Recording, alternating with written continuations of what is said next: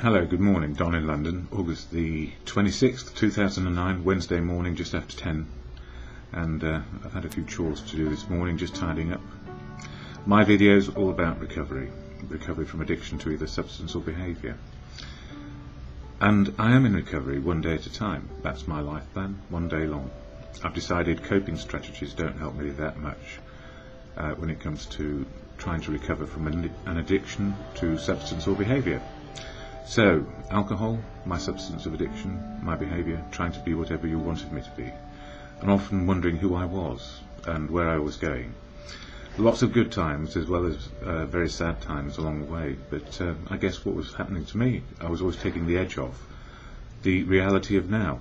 And what I've learned on a daily basis now is, with a sober head, or as near can be, because we're still subject to all the other, I suppose, addictions that we could probably fall into. If we're not in the primary one, we'll find a cross addiction to go for, and that was me, workaholic. And I know, as my world got smaller and I became more disheartened and probably broken-hearted by life, that I didn't really want to be here anymore. And that's a hard and harsh part of my reality, if you like, to actually have got to a stage where I didn't want to wake up. I didn't want to face anything anymore, and I was completely broken. And often people say they've had a moment of clarity along the way, and actually my moment of clarity was in a dim dark basement not far from where I am now. At the end of everything, I could not make life work, and I suddenly realised the simple answer was I was trying to do it by willpower. I'd always been told that willpower was the best. My self-will, my self-obsession would get me where I wanted to get to, and that ambition was everything, and competition was everything. But I wasn't that competitive, and I ended up doing jobs which I was asked to do, because they were difficult, and they couldn't find anybody else to do them. Now that sounds a bit weird, but I suspect that is true. I used to take on the hard work with other people and try and help them. And in the process of doing that, I learned every coping strategy under the sun, every sort of psychological process. I don't know if I knew them all, otherwise would I have ever got to a place where I was in addiction? And I think so, definitely. There are plenty of things out there which I haven't tried to take the edge off. I was talking to somebody yesterday about some of the drugs they took, and it probably got them to oblivion faster than it did me with drink. And how do we get out of it? Well, the simple moment of clarity for me was saying to myself, well, I can't do it on my own.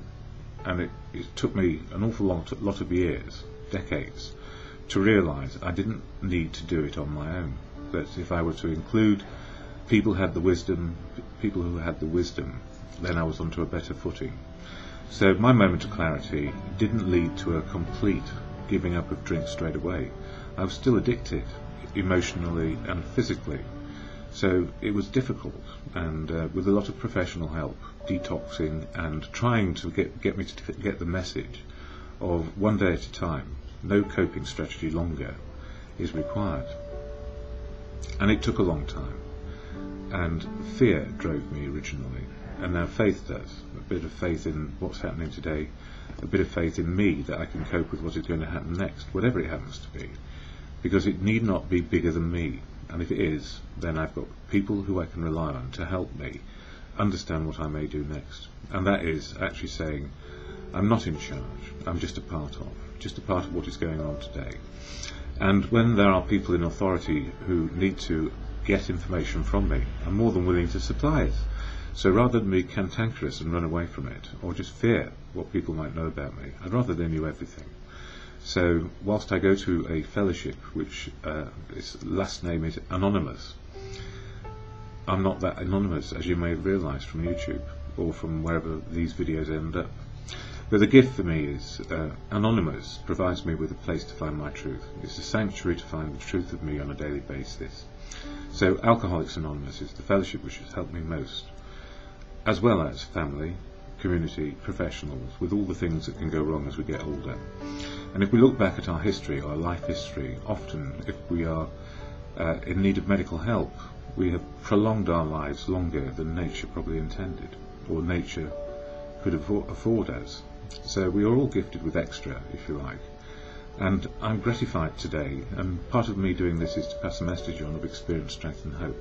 So experience, strength and hope is what it's all about.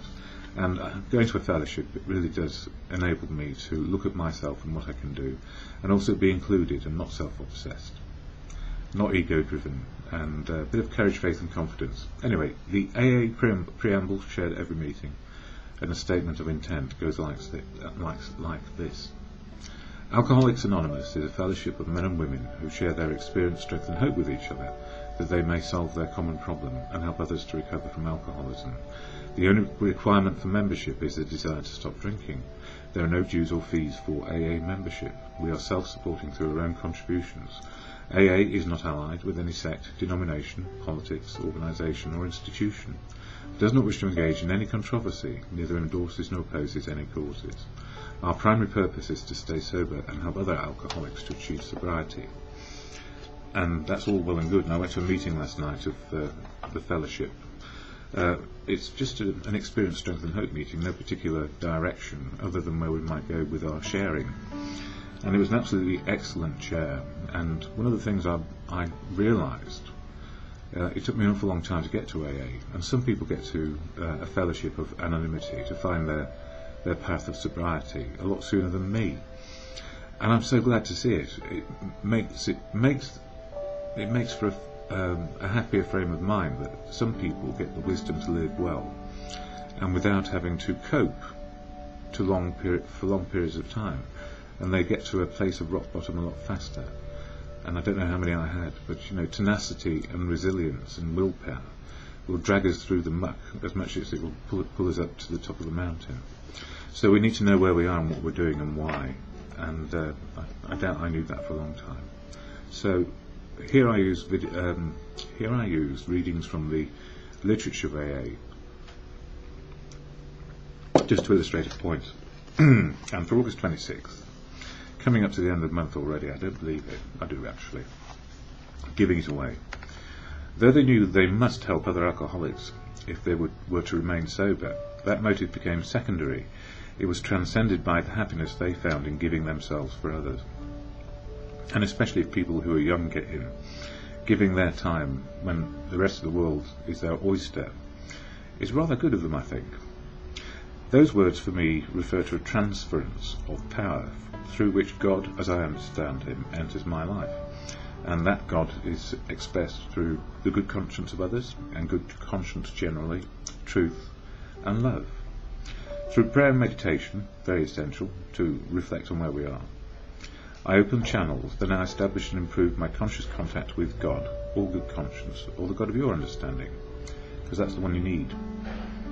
Through action, I then receive the power I need to maintain my sobriety each day, that is, to get help if I'm going off track. By maintaining my spiritual condition, which is simply knowing what is happening right now, by giving away what has been given so freely to me, I am granted a daily reprieve. And you know what? Great. What more can one say? Well, the other part of living longer is you get other conditions which you have to deal with. And I try to stop taking some of the medication for neuropathy pain. What happened? I slow down. I can't do it. I can't walk. Well, not all that well. So I'm following the regime as prescribed by the professionals, and it works. And why don't I do that more regularly? Anyway, coming on to as Bill sees it, this book, you can read as many pages as the day requires to survive trials. In our belief, any scheme of combating alcoholism which proposes wholly to shield the sick man from temptation is doomed to failure. If the alcoholic tries to shield himself, he may succeed for a time, but he usually winds up with a bigger explosion than ever. We have tried these methods. These attempts to do the impossible have always failed. Release from alcohol, and not flight from it, is our answer.